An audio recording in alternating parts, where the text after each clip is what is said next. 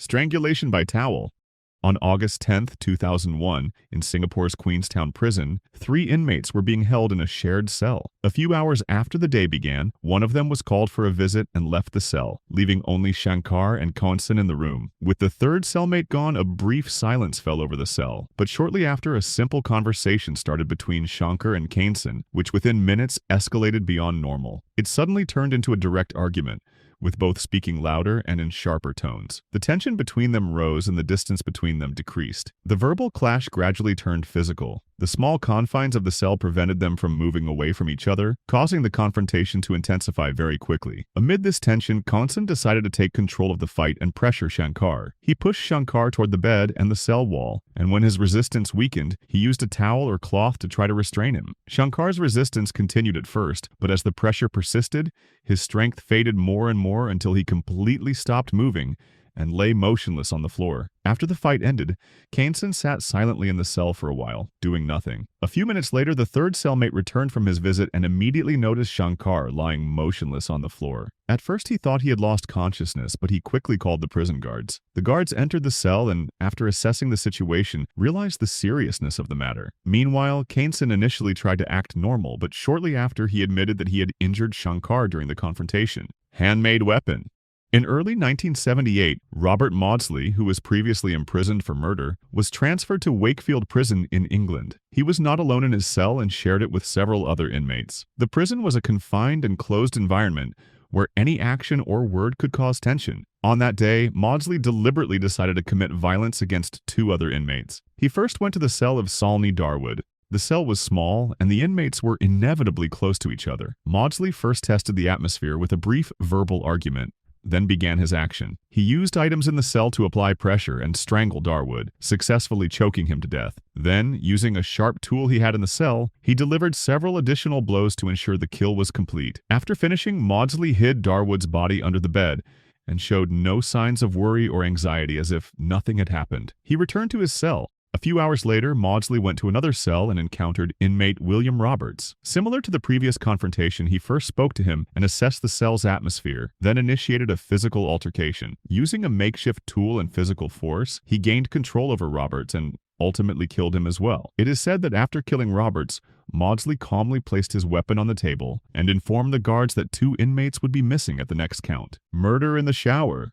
On the morning of July 5, 2012, inmate Bruce Hunsaker at the Apalachee Correctional Institution in Florida. Like other inmates, Hunsaker had to spend all his time in close proximity to others. As he was heading toward the communal showers to get ready for his morning wash, his cellmate, Rocky Beeman, who had been observing him for a long time, had analyzed his daily habits and movements, waiting for the right moment to carry out his violent act. The moment Hunsaker was showering in the confined bathroom space, Beeman quietly approached him from behind. He first tried to immobilize the victim by choking him from the rear, depriving him of the ability to resist. Hunsaker struggled to break free and screamed, but the small, restricted space of the shower prevented any escape or effective defense. Beeman then used a makeshift shank and stabbed Hunsaker repeatedly. Reports indicate the number of stab wounds was around 80. The attack was so severe that the victim was unable to move or defend himself. After ensuring Hunsaker was dead, Beeman, without any hesitation, washed his weapon and hid it. He then left the crime scene. He gathered or destroyed any towels or items that could show evidence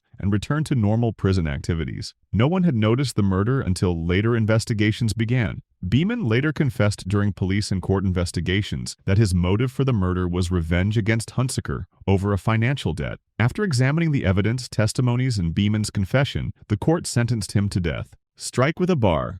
On the morning of November 28, 1994, Jeffrey Dahmer, the infamous serial killer at the Columbia Correctional Institution in Wisconsin, USA, was going about his daily routine. Dahmer, who had been convicted of murder and horrific acts against multiple victims, was being held in a shared area with 2 other inmates, Christopher Scarver and Jesse Anderson. The prison was operating under relatively normal conditions that day, and inmates were closely monitored by guards. At that time, Scarver, who had a history of violence and psychological issues, decided to attack both Dahmer and Anderson. Acting with careful planning and seizing a moment when the guards were distracted, he approached Dahmer, Dahmer was caught completely off guard and unable to defend himself. Using a metal bar or a heavy tool available in the prison work area, Scarver struck Dahmer repeatedly with severe blows. Dahmer was unable to fight back and died within moments. During the same attack, Jesse Anderson was also assaulted but survived his injuries. After the incident, guards intervened and brought the situation under control. Dahmer was pronounced dead at the scene, and medical efforts to revive him were unsuccessful. In later investigations,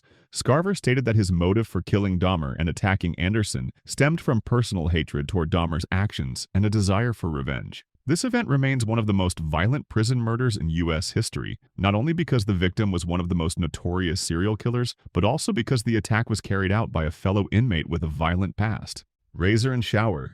On January 28, 1936, Richard Loeb, a well-known inmate at Stateville Prison in Illinois, headed early in the morning toward the prison's communal shower. The prison environment was confined and tense, and inmates were forced to carry out all personal activities alongside each other under guard supervision. Loeb, who had been convicted for the 1924 murder of a teenager, was housed in shared quarters with cellmates, including James Day. James had a prior history of violence and had secretly hidden a razor. He had been observing Loeb's behavior and habits for some time, waiting for the right moment to attack. When Loeb entered the shower and was washing himself, James cautiously approached him without attracting the guard's attention. In a sudden and unexpected moment, James attacked Loeb from behind and slashed at his throat with the concealed razor. The first blow was direct and fatal, causing severe bleeding immediately. Loeb tried to pull away, but the cramped shower space and the element of surprise prevented him from defending himself or escaping. Without stopping, James inflicted over 50 more wounds on Loeb's body. Despite his attempts to resist, Loeb could not save himself and eventually collapsed to the floor. The guards eventually noticed, swung into action, and transported Loeb to the prison hospital, but the injuries were so severe that Loeb died. After the incident, James was detained and interrogated. He claimed that he had acted in self-defense. However, medical and autopsy evidence showed that the attack was carried out from behind, with a concealed weapon and repeated strikes, and there were no signs of legitimate self-defense. Despite this evidence, the jury found James not guilty, a verdict that sparked widespread controversy at the time and was criticized by many researchers and media outlets. Group murder.